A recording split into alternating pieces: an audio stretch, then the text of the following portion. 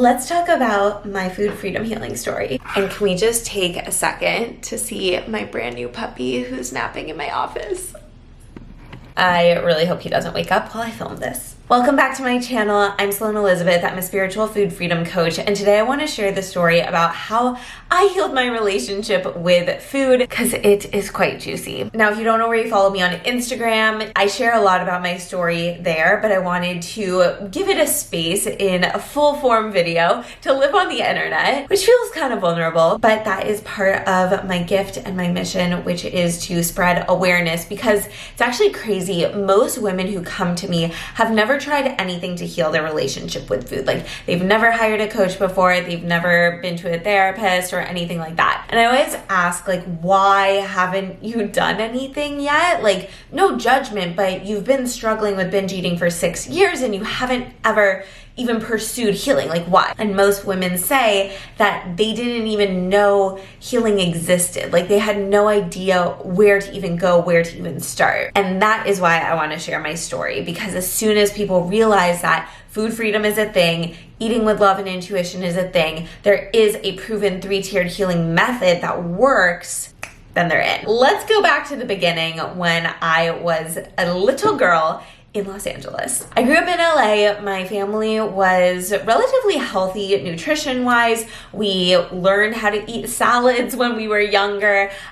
We had dessert every night. It was pretty balanced. My mom always kept tons of snacks in our cupboard, and I remember, especially my brother's friends, they would come over and like binge on snacks because their moms didn't let them have junk food in the house. But because we had all the food in the house, there was no reason to restrict or overeat. Like, things felt good. Also, being in Los Angeles and being surrounded by entertainment industry people and kids, there was a lot of diet talk since like elementary school. I also was a competitive dancer, so I was used to showing my body off on stage and wearing booty shorts and like not a lot of clothes. But I was confident in my body and I felt good around food, didn't even think about it, very normal. And then I remember I started having a growth spurt after I stopped competitively dancing and I finally grew, and I was always hungry. And I remember food started coming up for the first time, like, maybe you should eat more, or change the way that you are eating so that you feel full. And that was that. And I started trying to eat more because I was just like ravenous, but I was also growing and it was puberty and whatever. But in high school, guys, like, there were girls doing juice cleanses and just bringing their juices to lunch in like 10th grade. So that was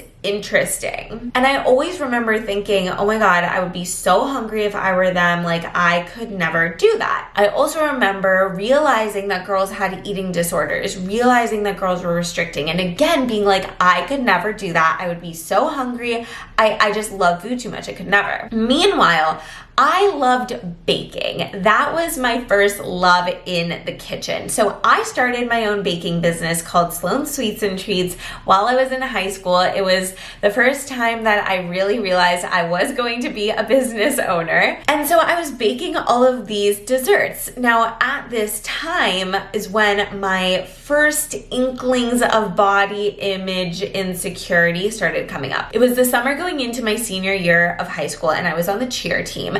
And I remember being in our little booty shorts and our sports bras. It's like August in the Valley in LA, so hot, and realizing that my thighs were touching. And I realized this during practice, and I was like, what is this feeling? What is going on? I started looking at my teammates and thinking, her thighs are touching, hers aren't, what, like, looking at bodies, comparing. And I felt like I had done something terribly wrong, and I had messed up my nutrition, I had messed up my health, and I had to do something about it. I'm very type A, I'm very ambitious, I am also like a math science kind of girl, right? So I thought that I could approach this weight loss journey from a scientific perspective, which took me to Pinterest and Google, aka diet culture. And I remember being so serious about it. Like, I'm going to be so under control. I'm going to be perfect. I'm going to eat so clean. I'm going to be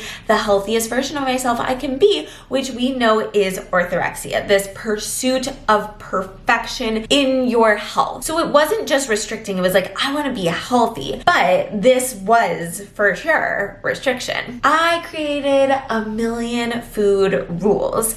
I asked my mom to buy like thin cheese, right? That's sliced extra thin because it was lower in calories. I used egg whites for my omelets. I started eating Greek yogurt and flax seeds because I learned that fiber was good for weight loss. I stopped eating fruit that was too high in sugar. I only ate berries. I wouldn't eat fruit after 12 p.m. because of the fruit till noon trend. I was drinking like skinny tea. I started drinking matcha, which I love now, but no milk. I was only drinking it for the metabolism boosting effects, which is just total BS. I was eating rice cakes instead of bread, like no carbs, the chickpea pasta, zoodles, Arctic Zero, the whole thing. And I was so obsessive. Now remember, I had a baking business and I was terrified of binge eating. I would make my cookie dough and I would freeze it and I would only make as many cookies as was needed for the orders. And I remember my dad, who is such a chocoholic, would ask, hey, like, can I have some cookies? Can you bake some extra? And I would say no, because I didn't want to have any in the house. Unfortunately, this went on for a couple of years because I was just trying to be healthy, so nobody said anything. I don't know if they noticed, but nobody said anything. So then I went to college and I was still trying to be in control, right? But I was also in the dining hall on the meal plan. So I was, making some dorm room food and meals in my dorm room. And I was still drinking my matcha without the milk and all the things. And I remember sitting at breakfast by myself one morning as a freshman and having this big aha moment. Either I can keep struggling with food, tearing my body apart, over exercising, and say goodbye to the most fun 4 years I'm supposed to ever have and basically be miserable throughout college. Or I can get this under control and I can actually heal my relationship with food. Something that really helped me was having this bigger why, because just having the intention of healing your relationship with food so that you're not guilty, so that you're not restricting, that's great and all, but you've been guilty, you've been restricting, you've been binging for years, so that's not like motivating enough, because you could say, well, I've survived this long, I'll just keep doing it. But when you have a bigger why, like for me, it was not wasting college and having an amazing social life. For a lot of my clients, it's healing so that their kids don't struggle. That's a pretty big why. Or I have a lot of women whose body image gets in the way of them dating, so the bigger why is being open to finding your soulmate. This was so key, and this was when I actually fully committed to healing my relationship with food, and I never looked back because I had that inkling of self-love that said, you know what, you're going to love yourself enough to give yourself the gift of healing, because this is you investing in yourself, and investing in yourself is the best investment you will ever make. Now, I told you that I was a math and science girl, and this is freshman year. I hadn't yet declared my major, but I was on the pre-med track. Through pre-med classes like chemistry, biology, neuroscience, psychology, plus the nutrition classes I was able to take, I started learning the science of food,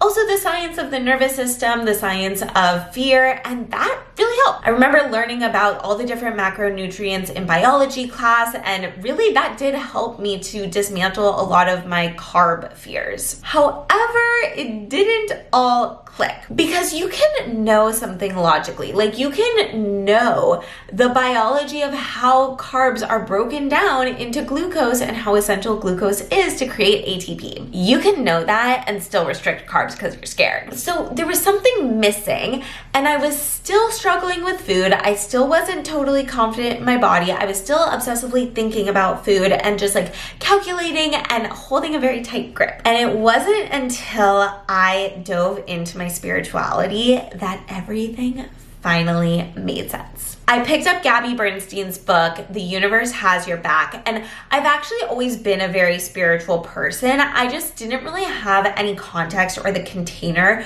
within which I could express my spirituality, but I always believed in angels. I was always very intuitive. I always believed in a higher power. So learning about intuition, learning about manifestation, learning about your inner child, learning about surrender, control, safety, trust, subconscious mind, oh my God, this is it. This has nothing to do with food. This has everything to do with me being a control freak, me being a perfectionist, me having fear of abandonment when I was younger. This is it. It has nothing to do with carbs or ice cream or fats and peanut butter. This is what it's about. So I realized that as much as people were talking about intuitive eating online, I didn't see anyone talking about your intuition in the way that I had just learned. And as much as I heard people saying that you should just eat whatever you want, eat whenever you want, drop the rules, I didn't see anyone talking about control and surrender when it comes to your soul and your inner child. So I finally had the keys. It's the science, but it's also this spirituality. It's this connection with your third eye center, your intuition. It's energy healing. It's subconscious reprogramming. Hello. And it changed everything. And so I started to feel amazing with food, but it wasn't because I forced myself to eat my fear foods every day. It was because I healed my relationship with control on a subconscious level. And the fact that I was able to eat ice cream out of the pint without binging or without being scared that I was gonna binge wasn't because I portion controlled or because I told myself that it's okay to have ice cream in the house. This was about healing my subconscious roots around perfectionism. So as I developed this incredible relationship with food, like even better than the relationship with food that I had when I was younger when nothing was wrong, I realized that I had something to share with the world as I started health coaching and pursuing my career as a holistic nutritionist. Now, I had begun health coaching when I was in college during this time that I had healed my relationship with food. However, I realized that I didn't want to just tell women to eat more vegetables and to drink more water, and that all of my clients had some deeper roots around food that were really the issue here. Graduated from college, I did not apply to any jobs, and I immediately began my business as a coach who helps women heal their relationship with food by blending the science with the spirituality. And this is also when I created my 3-tiered healing method of subconscious rewiring, conscious coping, and aligned intuitive action, which helps women eat with love and intuition, which is my framework that you can use to eat intuitively and take care of your physical body, your mental well-being, and your soul health all at the same time. As I coached more and more women around the world, I realized that this was the key that so many people are missing. It's not about the food at all. So we have to dig deeper into those subconscious roots and understand where your beliefs are getting in the way of the aligned action with food that you desire to take. Because when you heal on the subconscious level and when you deal with the conscious thoughts and feelings that you may have around guilt, shame, obsession, it becomes very, very easy to eat with love for your physical health, to eat with love for your mental health, like no obsession, no guilt, no stress,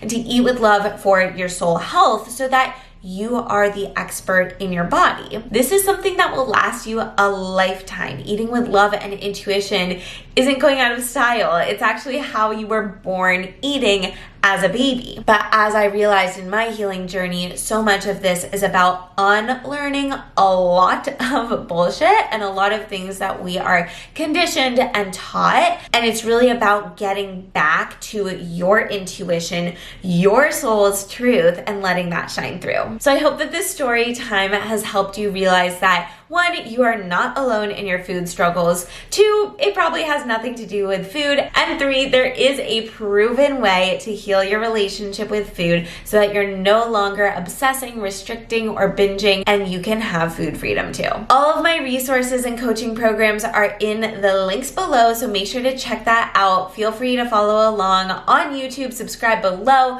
follow me on Instagram and TikTok for more about my story, and I share so much content and really helpful healing tips there. Thanks so much for watching. I'll see you next time.